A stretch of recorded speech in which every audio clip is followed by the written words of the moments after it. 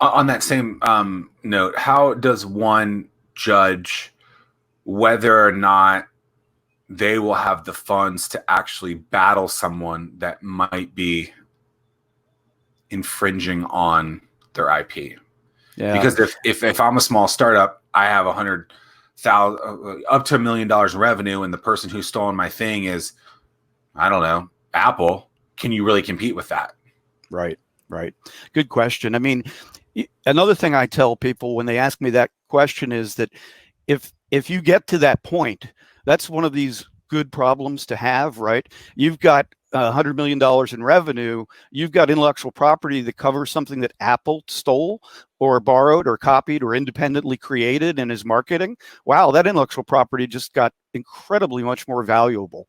So yeah, you've got a resource problem about how to unlock that value, but there are tools for that too.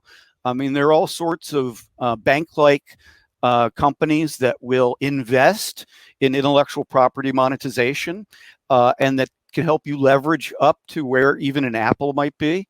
There's always the prospect of going to Apple and just saying, hey, I'm sure you guys didn't steal my idea, but it seems like you're using it. Maybe you should pay me something for it so that we can resolve this amicably.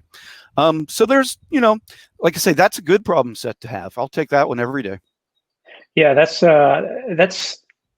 one of the things that so many companies, they always are so worried about is protection, protection, protection, and they have zero money. And at the same time, I'm telling them, if a company like Apple was to discover you, or any company that's doing several millions of dollars in revenue, it's a good thing to be noticed. It shows that you're on the right track. Really interesting point about being able that your IP goes up in value, in a situation like that. So that's a great takeaway for me.